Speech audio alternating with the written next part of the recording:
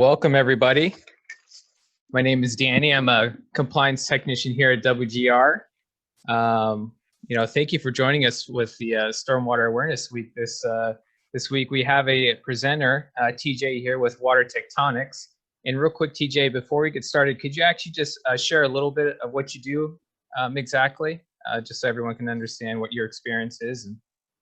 Absolutely, and I will have a couple slides on it too. But yeah, so I'm TJ Mothersbaugh. I'm business development manager here for Water Tectonics. I've been here for 12 years, doing industrial water treatment applications across the U.S. and a lot of that work on the West Coast and in California. And so I'm just going to be kind of sharing my experience navigating these new TMDLs here in the permit and what that looks like from kind of a treatment perspective as someone working on the treatment side. So yeah. Awesome, great. Well, I'll let you have the floor. The hour is yours. All right. Okay. And will the chat window work for folks if they want to like enter questions as we go? Okay. Yeah, I'll field some questions for you. Maybe if you want me to, or however you want to do that. But I'll keep an eye on the chat just in case if a question comes up. Awesome. Yeah, and thanks for letting me know. And in terms of being sensitive to everyone's time, I know everyone's doing a lot of virtual stuff these days, and an hour's a lot of time. So I don't know, my deck is probably more like 30-40 minutes, keep That's some Q&A, sure. So just setting expectations here at hour 0. Let's see, get my screen shared and make sure everyone can see that okay. There we go. Go to full screen. We look good? Looks good to me. Just minimize this over here so you guys don't see that. Let's see. There we go. Okay, excellent. So yeah, outline for my chat today. So I'll give you a little more background on myself, the company, just quick 3-4 minutes here. Talk about the IGP Industrial General Permit update that we're discussing today, specifically the TMDL part of that update, the total maximum daily load implementation. Get everyone level set on some acronyms. I'm sure there's a mix of people in here from regulatory, consulting, end users. So I'm going to try and kind of speak across the experience spectrum in the talk. So hopefully there's a bit of something for everyone. If you haven't, navigated the new update before, I'll kind of talk about how to walk through that, how to look at these this information in attachment E, walk you through a tool that's helpful in identifying if the TMDLs apply to your site. And then from there, talk about understanding pollutants and where they come from and how they get treated. And the last thing I'll do is kind of a deep dive by parameter. So I'll go through kind of each of the main categories of pollutants that are captured in the TMDLs, how we view those from a treatment side, which ones are difficult, which ones are easier, which ones will be problematic, all those sorts of things. So, and hopefully some Q&A at the end. All right, so a little background on our company here. Been around since '99. We design, manufacture, and install water treatment systems for clients, like I said, across the US and Canada. A lot of West Coast, though, has been probably 70% of my work's been West Coast industrial stormwater the last 12 years. We do a wide range of technology, so simple stuff to fancy stuff, but mostly in the pump and treat category. So that's where we focus. We have a great in-house design and lab team to help in validating treatment approaches. So when clients come to us the first time, they bring me some data, maybe some water samples. We validate different treatment approaches, make recommendations, do pilot testing, all the things to kind of help de-risk a full-scale implementation plan, and what's the right treatment choice for your facility. And then we have a field service team that goes out and provides year-round service. So, whether you want to have us train you and run the thing on your own, or have us pop in once a quarter, or more 100% hands-off, and we take all the operations. We've got a pretty flexible team that provides service throughout the region, Northern California, Central, Southern, all over. So in terms of the advanced treatment systems we do, these are probably the most common main ones. So things like pH adjustment, chemical treatment, clarification systems like settling or air flotation, filtration systems, ion exchange, membrane, electrochemical, disinfection, and also a little bit of biological too. So a lot of things. The common denominator here, though, is pump and treat systems, and really integration of multi-step systems. So when you're designing something to hit 4 or 5 or 6 different pollutants, right? There's a lot of interconnectedness in that design, and making sure you select the right set of treatment steps and sequence them in the right way.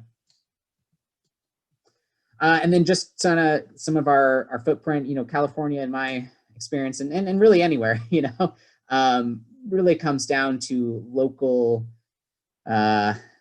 experience, right? So there's local codes or inspectors or city or county or regional board rules that are going to apply, or just little things that pop up wherever you are. And so, not saying that I'll be able to predict every time what the thing is, but certainly having that local knowledge. And I think that's why we also, you really need the consulting and engineering expertise, on your team for these sorts of projects, because that local knowledge really matters, right? What we do in Washington or California or the East Coast or the Midwest, certainly similarities, but it's all those little differences and nuances that'll trip you up and make things frustrating if you don't have a handle on them going into it. So, okay, I think that's my 5-minute mark. Perfect. So on to the bulk of the presentation here. So the IGP, the Industrial General Stormwater Permit, right? They have this large adoption and amendment that went into place July 1st of this year. You can access it here on the Water Board site. They have a ton of great material, a lot of great resources up there. So it's probably a lot to dig into for anyone, myself included. But there are good resources. So I dropped that link in there. Make sure you reference that. Just be as familiar as you can with the permit. I'm not going to cover everything that's in this amendment. So things like implementation of sufficiently sensitive test methods, on-site and off-site compliance option details. There's a lot of other updates that are important too, but got limited time. So I'd say just if those are things you're interested in, though, feel free to ping me, and I'm happy to kind of pull together some resources. So the very first thing I'd say, if you're in this room, is you probably care, is, do the TMDLs apply to you? And I think the Water Board's made it about as straightforward as you can, with their 3-step, matrix here. 1, do you discharge stormwater? Seems like maybe a silly question, but there are a number of facilities that water falls on their site and they don't actually have any discharges that leave the site, right? Remember, maybe they infiltrate, or they reuse, or they have some other sort of thing going on, right? So just question 1, are you discharging? Question 2, do you discharge to a TMDL? This is a little trickier. So the Water Board implemented a tool, which we'll walk through in this presentation, called their IGP Map Tool. It is super helpful, but it is not it's not, you still need to do your own diligence, basically, right? I'd say it's been accurate 95+% of the time that I've used it, but something to, they still say, hey, you need to do your own diligence and just make sure it's right? As the discharger, that burden falls on you. And then number 3, so you go through that and you say, okay, I do discharge to a TMDL. Then does your facility, have a pollutant that's relevant? So let's say you discharge to a TMDL impaired waterway that's impaired for copper, but you don't have a source of copper on your site. You've done a pollutant source assessment that's site specific, and you don't see any sources there. Then it doesn't apply, right? So that's something to, that's really kind of where the consultants, engineers, I'd say walk you through that process. We don't do those site-specific pollutant source assessments, but that's should be part of your whole development of your stormwater pollution prevention plan and all those pieces. It's probably something that's worth a fresh look if you haven't looked at it in a while, right? Just to make sure, hey, do we have sources here? Has anything changed? Maybe there's new parameters, right, that are maybe you weren't regulated for before, that that you're discharging now that you didn't do an assessment of and you need to take a look at.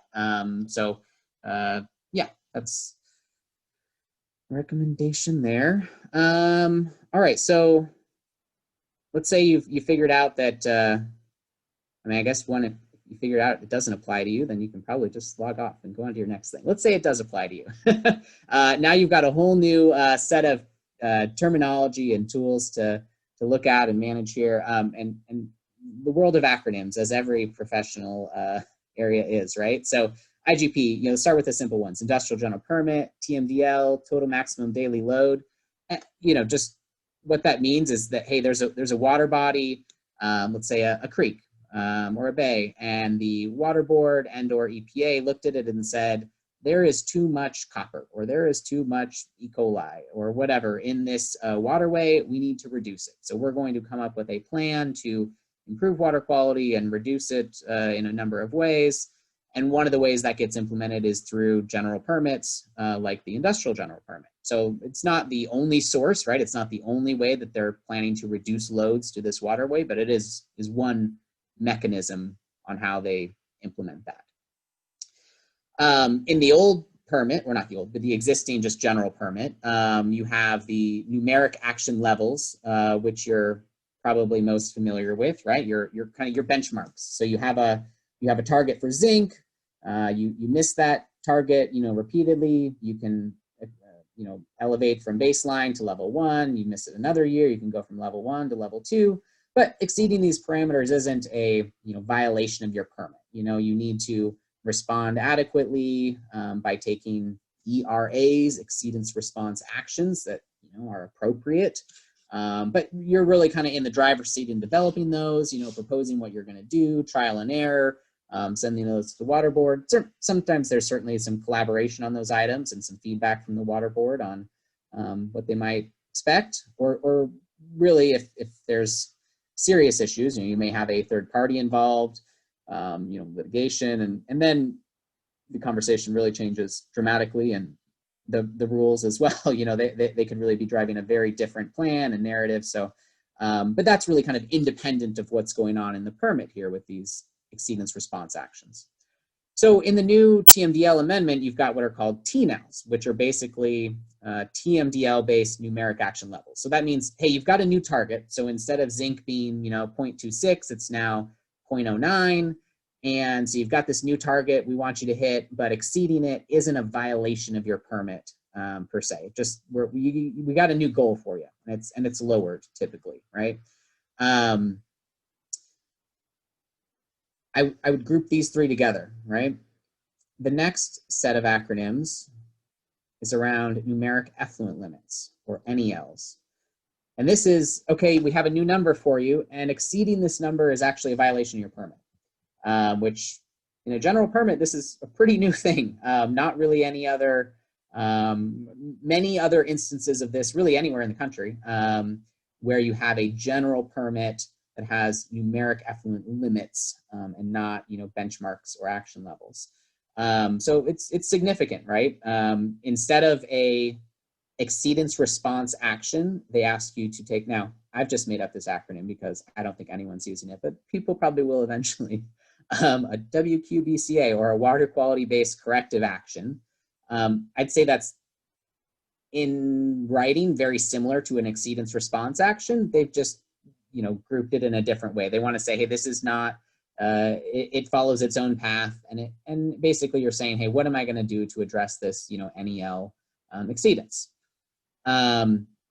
If you have NEL exceedances and they meet certain criteria, and I'm not going to go into all the details on that, but there's categories of what are called serious and chronic violations for group 1 and group 2 pollutants. There's also violations related to reporting.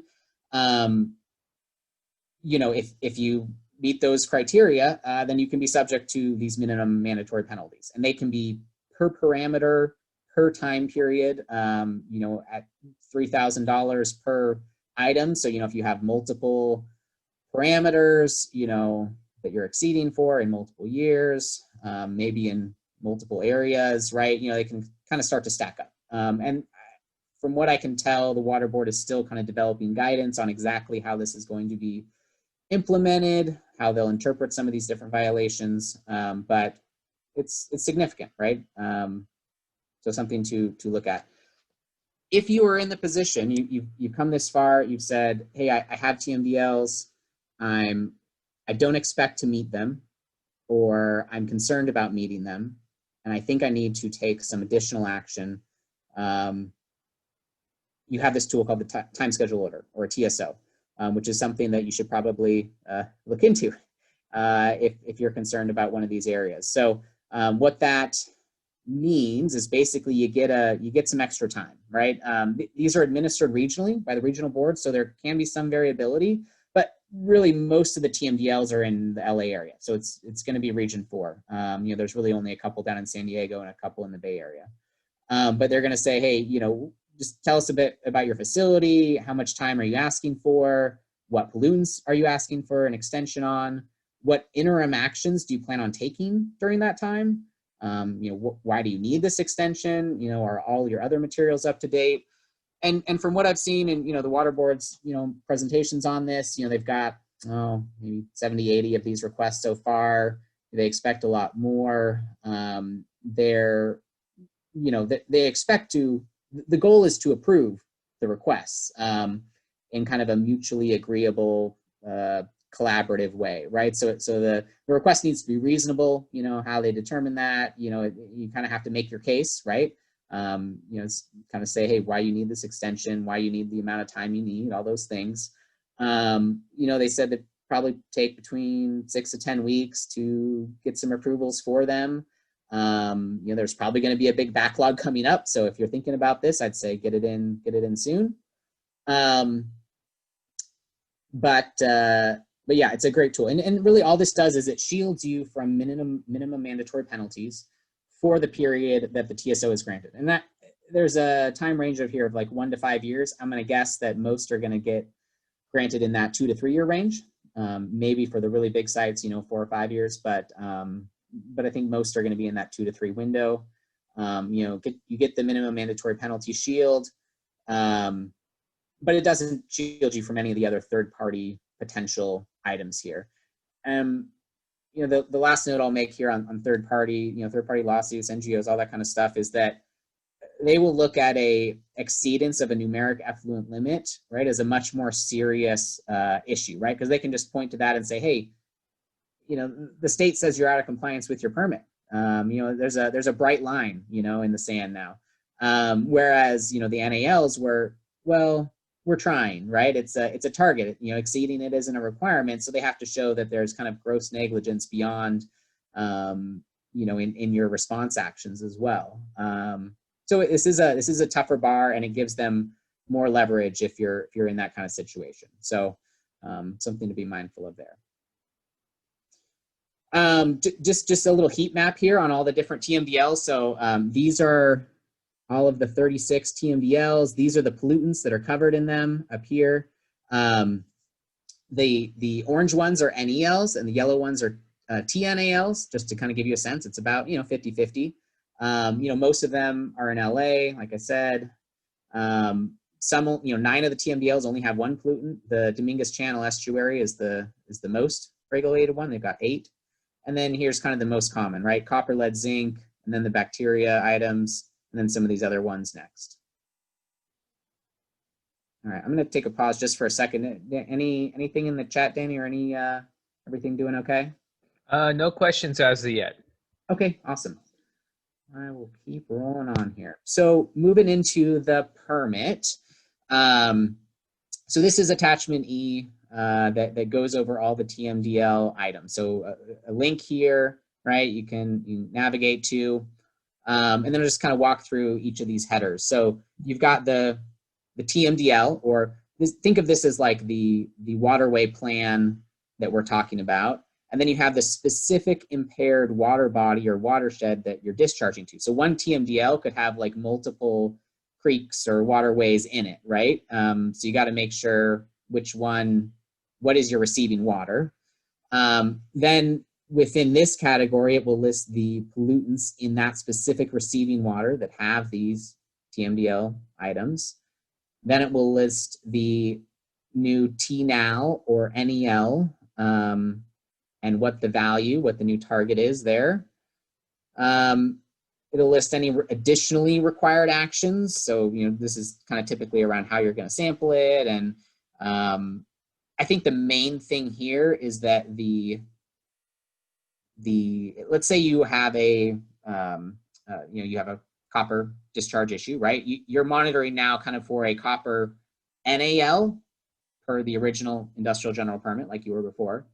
And now you're also monitoring for the NEL, and you're kind of doing these things in parallel, concurrently at the same time, right? It's not like the NEL replaces the NAL. They're both happening at once and independently of each other. I hope that makes sense. Also, some of these can have interim targets. So here, you know, this is just a target, but some of the other ones, they may say interim NEL or interim TNAL because they're still in development. And so that's your goal, you know, for that period. If there is an interim listed, there will be a final one listed as well. And those ones will have different dates. And then just a note too, sometimes, you know, if you're looking here on a page, make sure you turn the page because sometimes these impaired waterways, you know, span multiple pages in a PDF. You know, something I've missed a couple times, so take a look at that. Okay, so you figured out if, you know, you qualify for the TMDL. Now let's look at your specific facility to say, hey, is this receiving water an issue? So I'm going to pull up the actual live site here.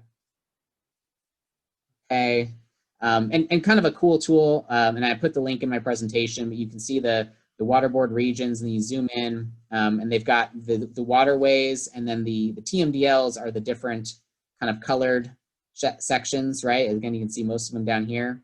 So plug in your site address, hit enter, right? It'll zoom you in on the map.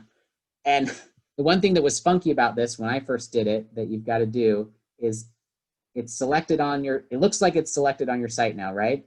But there's not anything else you can click to.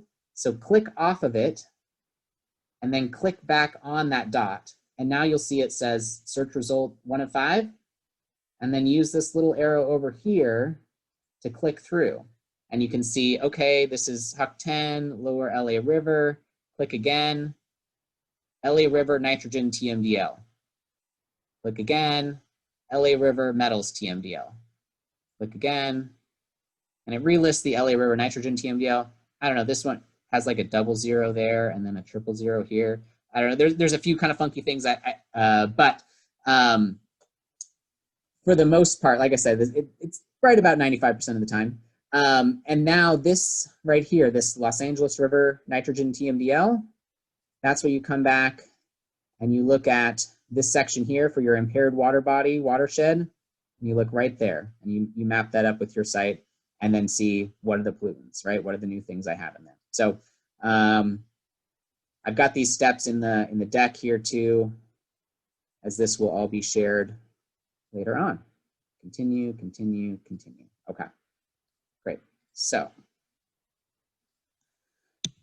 all right, so you've figured out, you know, if you're TMDL, if you're discharging to a TMDL waterway, you know, did your own, you know, use the map tool, you know, did your own diligence to confirm, right? There's not, you know, it's not wrong, right? Your consultant and your own team agrees, et cetera. And so now you're going to look at that pollutant source assessment, you know, maybe relook at it, right, from when you've developed your stormwater plan originally and say, hey, do I have any sources here? Let's say it's, you know, copper, right, is my issue. And do I have sources of copper on site? You know, is it coming from maybe vehicles inbound? Is there maybe historical contamination in the soil below me? Am I generating it, you know, internally from my operations, from cutting or stacks? Maybe I'm in an area that has, you know, air deposition coming down from above. All sorts of different, you know, potential sources here, right? And certainly the best thing you can do in water treatment is to eliminate those in the first place. If you can prevent the pollutant from getting in your water at day one, then you don't have to worry about getting it out of the water, right? And that can be very financially and technically beneficial. But let's say you can't, and let's say, you know, it is what it is on your site, right? Rain hits your site, maybe you can cover some stuff if it's feasible to, and that's going to prevent just water coming in contact, right? If the water can't contact it, it can't get into your storm drain. But for that stuff that you can't, certainly then you've got you know, water hitting the ground, mixing with your contaminants, maybe sheet flowing across the surface of your site, which is probably the most common in LA, or if you have some subgrade infrastructure, and then those things hit your sample points, right? And you got a lot of variability here too, in that, you know, how intense the storm is, you know, what kind of activities you have going on site, all those things affect, you know, the loads of pollutants that end up hitting that sample point there, right? And it's not unusual for the types of facilities that I work with, which I would describe as, you know, heavy industrial, you know, high pollutant source facilities, for those contaminant concentrations to swing 20x, right? You know, maybe 5 to 10x is more common, but 20 to 30 isn't, you know, unreasonable. I definitely see that. So you've done what you can there, and you say, okay, well, I have done all I can to prevent it from getting into my water in the first place, but it's there now. So what am I gonna do with it? I can try and capture, store it. Maybe it's a particulate-based material that I can settle out, or just having some detention will help me out. Maybe I put in some passive BMPs, you know, drain inserts, you know, inlet protection, try and just keep my materials separate. Maybe I try and reuse or infiltrate the water. I know I said I wasn't going to talk about them, but these would be kind of the on-site, kind of under the umbrella of the on-site compliance option. And over here, let's say you took all your stormwater and you sent it to the sewer, assuming you've got a permit to do so. There are facilities that do that. And again, you weren't discharging to a surface water. That would be what's kind of called the off-site compliance option. And these things can kind of get you out of needing to do the additional TMDL treatment measures. Again, there's other challenges with these things. These are not for the faint of heart. You know, infiltration, you've got to deal with groundwater issues potentially, contamination, lots of monitoring, on-site compliance. On-site reuse, you can get into Department of Health issues, how quickly you have to use it, all sorts of things here. So again, if you have interest in these areas, let me know, and I can get you some of those details. Or you can move into kind of what a lot of what we do is actively treat the water. So pump it and treat it to meet your discharge parameter. So I'm going to talk, we're in kind of the last two phases of the deck here. So first I'm going to talk kind of generally about pollutant removal mechanisms, kind of give everyone a base framework. And then I'm going to talk specifically about, you know, each parameter in those TMDLs, kind of in groups, and how to address those specifically. So these things apply to all of them. You know, this applies to kind of all water treatment, and then the next section will be kind of on those specific items. So this gray dot, right? This is your pollutant. This is the thing that's in your water that we're trying to get out. So yeah, there's really only 4 ways, right, that item gets out of the water. You settle it out, right? It sinks to the bottom of a tank or a pond or a basin. You filter it out. You know, physically stop it from passing from one side to the other using a media or a cartridge or a bag. All sorts of different filter mechanisms in the world. You absorb it. It gets kind of taken up into, I usually think of like a biological system here, right? Like a plant, or you adsorb it. It gets stuck to the surface of some media, usually some surface charge interaction, and gets bound there and doesn't let go of it, hopefully. So each of these 4, what are the limitations of them, right? Well, this one seems like the easiest. Why wouldn't I just do gravity? Well, one, you need space. You might not have space, and you need time. And if you have really large stuff in your water, right, like gravel or sand or fine sand, you can probably settle it out decently quick. And maybe that's really feasible. But as you get into smaller phase items, silts and clays and colloidal particles, right, takes hours to days to settle, to months. And it's not unusual for a lot of my clients to be in this kind of 10 micron and under range, where you just don't have enough space, excuse me, pardon me, on site to build the capacity you need to settle out all of the particles in enough time, right? And again, this is kind of the time required to settle something 3 feet here. So time and space. You can do what's called a particle size distribution analysis. It's a test method. It costs a few $100s. It can give you a real quick answer on, is this something that I can address through settling or gravity, right? Which will be probably my cheapest option if it works. So it can be worthwhile. Filtration. So filtration includes, any size filtration, right? From a bag filter that's, at 100 microns in size down to reverse osmosis that we use for drinking water at 0.001 micron. These are all just different sorts of size exclusion filtration treatment systems, right? The thing with filtration to remember is that everything that gets filtered out, quote unquote, is just getting clogged. It's getting blocked on one side of a membrane and not going to the other. So it still has to go somewhere. It doesn't just disappear right into the universe. It is building up on that filter and will eventually need to be removed somehow. So that's really the main thing with filtration is what kind of load am I putting on the filter, and where is this stuff going ultimately? Is it have some sort of auto backwashing filter? Is it how cleanable is it? Is it a filter I just throw away like a paper filter? How often am I going to be going through those things, etc. And I'll put kind of absorption and adsorption in the kind of the same category here at the end. The common limitations of these are really kind of reaction or retention time. So how much time does my, let's just look at like 100 gallons of water. How much time does it have to spend contacting this medium, this, plant area, or this, section of adsorptive resin vessel in order to get the reactions that we want, in order for it to be able to pull out the pollutants in a significant concentration to meet our goal.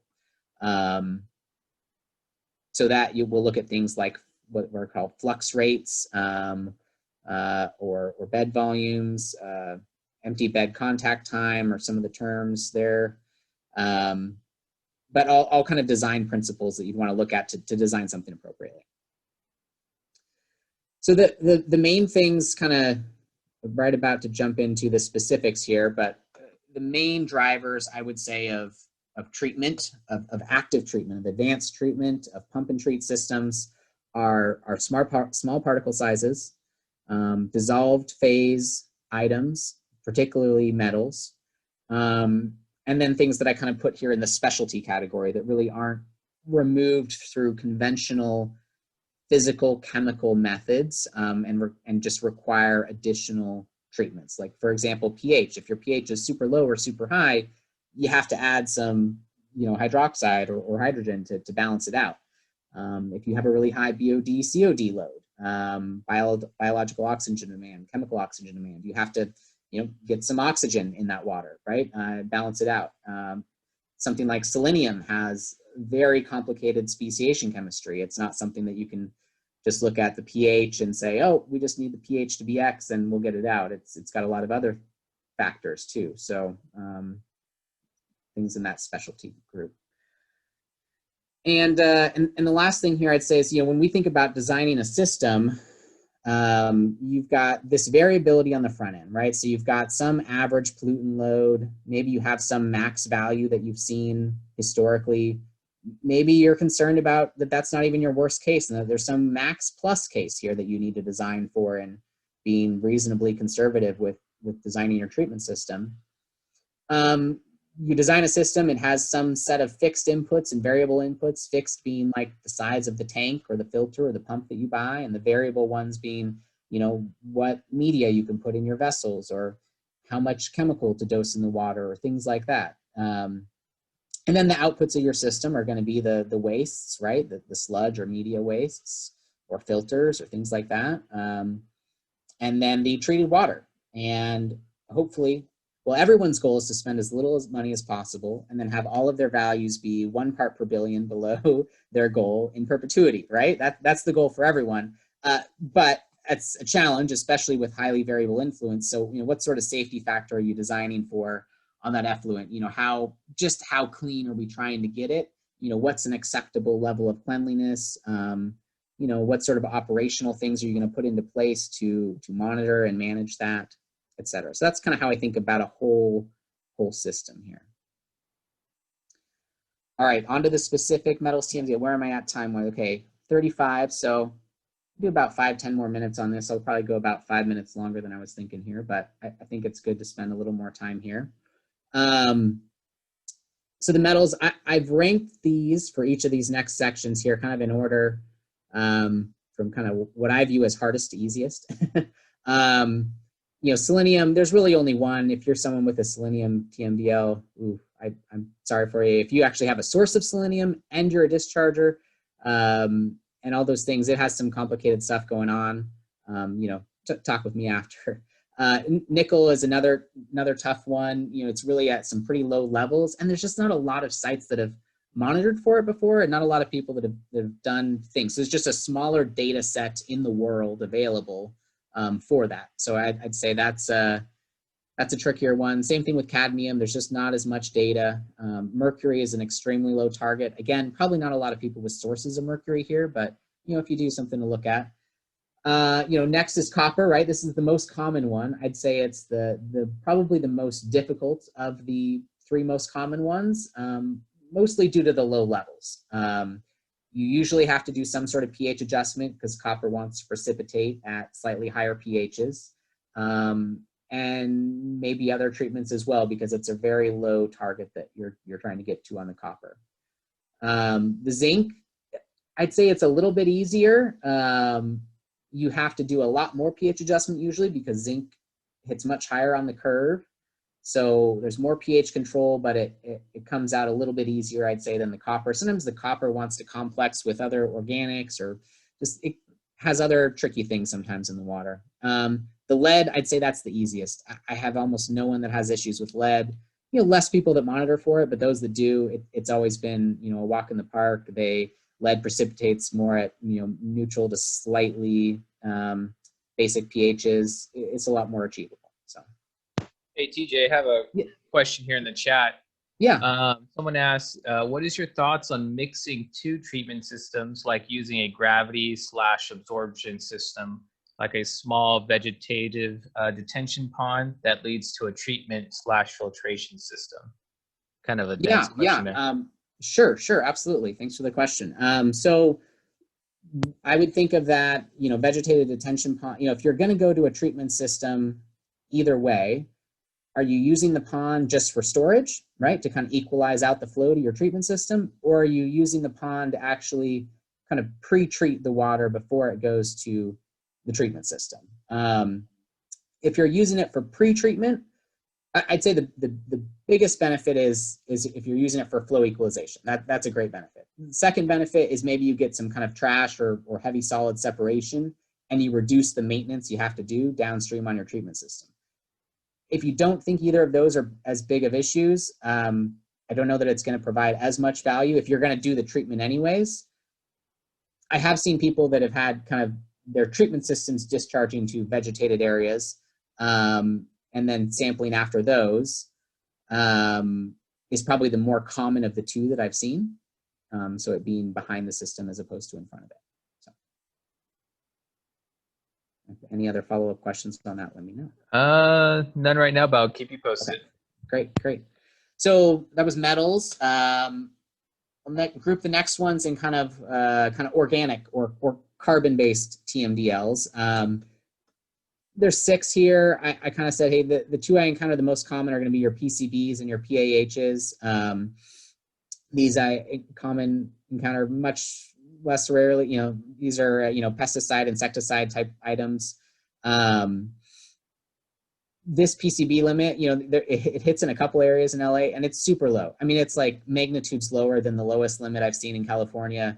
I have a client that discharges a 17,000 picogram per liter limit, and they're talking about 170 picogram. This is picogram, right? So go down one level from microgram and then another from milligram, right? So you're very, very low limits here. Again, I don't think this is going to impact a ton of people, but if it does impact you, something to look at. Or if you're someone that's going to discharge to sewer, right? One of those offsite compliance options, maybe you have a your sewer authority has a PCB discharge goal they're trying to hit, and maybe it's not this number, it's not a TMDL, but it's some other target. That's something to look at. So I've had a few customers with this. I'd say maybe 3 or 4, maybe 5, but less common. PAHs, I usually see these more on kind of contaminated groundwater sources. Where they're at most commonly. I don't know that I've seen anyone get hits for these items on industrial stormwater before. So not that it's not possible, just haven't seen it in my experience yet.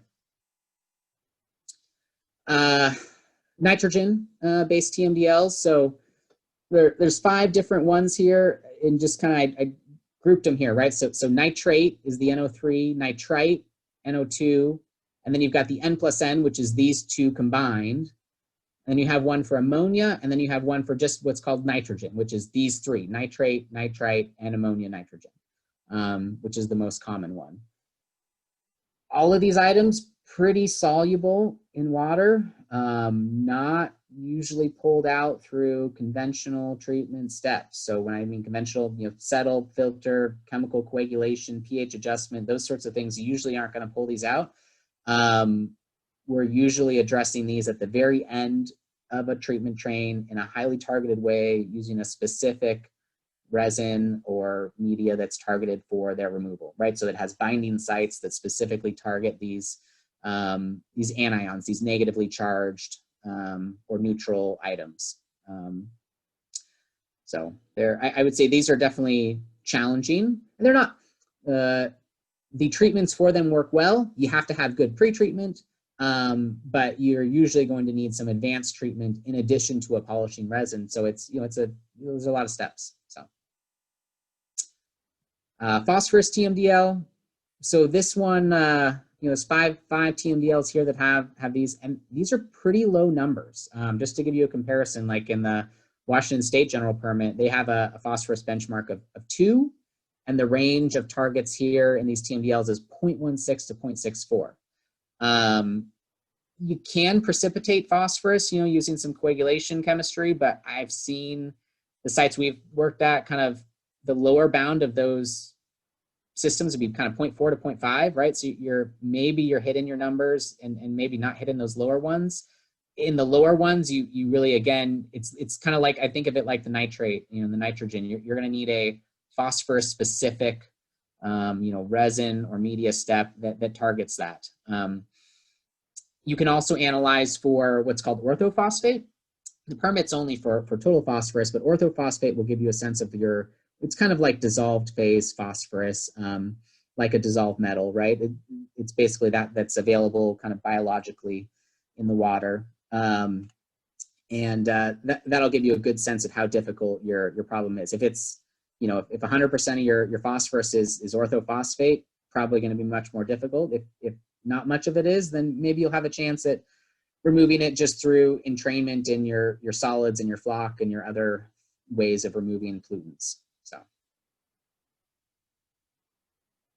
and just to show you here, this was a treatment system where this was in Southern California. We did is a 5-step process here. You can see from step 1 to step 2, it looks pretty great already, right? We got really all the solids and metals out in that step. And then the remaining 3 steps were nitrate, phosphorus, bacteria, right? Targeted steps. Now, in this case, we actually ended up having the bacteria removed all the way up here. And we've seen that pretty commonly, that the bacteria comes out in some of the conventional removal steps. So that's nice. But the nitrate and the phosphorus, again, the water looks super clean. It just has that dissolved phase, low level, negatively charged anions in it that you need some special medias to pull out. So, all right, this is the last one, the bacteria TMDLs. So there's 3 different ones here: fecal coliform, enterococcus, total coliform. Disinfection, right? Super widely used, right? We use this in drinking water and all sorts of applications every day at commercial scale. The challenge is using those disinfection methods in stormwater, because stormwater is intermittent, and especially in California, it's highly intermittent. So how do you manage the bacteria growth in between storm events if you have kind of a latent bacteria load sitting around?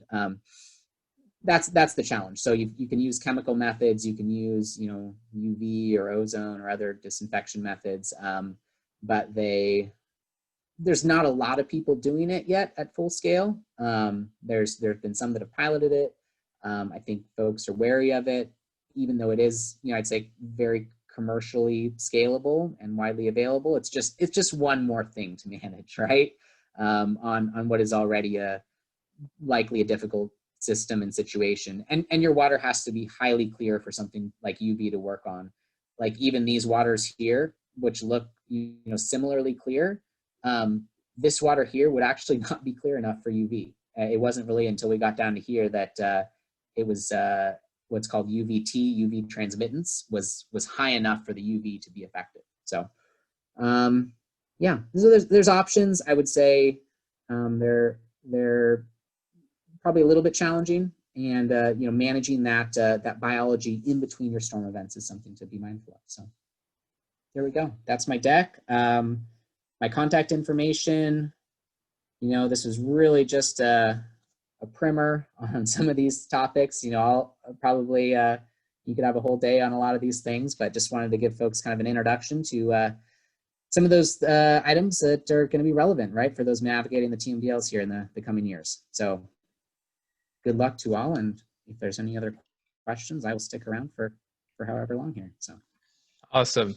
That was actually a really good in-depth look on the TMDLs, because that was something that I had read when they released that version, and I was scratching my head a little bit on how to interpret that. But that was great. Real quick, if you're giving another workshop, I think tomorrow, correct, at 11? I am. Yep. What's that one going to be on? Sure. That one is much more specific. That is on PFAS, or perfluoroalkyl substances. And this is something I would say that if you're an IGP person, right, it's probably not on your radar yet. Maybe in the future, but it's certainly there's starting to be a lot more. You may have seen stuff in the news on it, right? That movie Dark Waters with Mark Ruffalo. There's regulations at military bases all over the country and drinking water supplies all over the country, and it is coming to stormwater next. Yeah, we're doing, you know, PFAS treatment and stormwater applications in site-specific cases across California right now, and I expect it to become more common. It's probably going to be one of the main issues of the next decade, right, where a lot of attention and funds are going to be focused. Just this year, California implemented some new lower targets for PFOS and PFOA, which are two of the main indicator compounds that they look at. So yeah, I'm going to be talking about that and just how to get really an introduction to that topic. So great. Well, thank you so much for your time, TJ. So we do have another workshop coming up here at 1:15 for those who are here. It's going to be with Brian Hoffman. It's going to be with Filtrix International. We're also going to have one of our WGR consultants chime in on that as well. You know, we thank you for joining us, TJ, for our Stormwater Awareness Week and participating in that. And thank you for everyone who showed up today. We hope you've enjoyed these past 2 days so far. And as you saw on that last slide, if you guys have any questions for TJ, please reach out to him. Yeah, fantastic job. So thank you so much. Thanks so much, everyone. Yep, have a good day. Bye.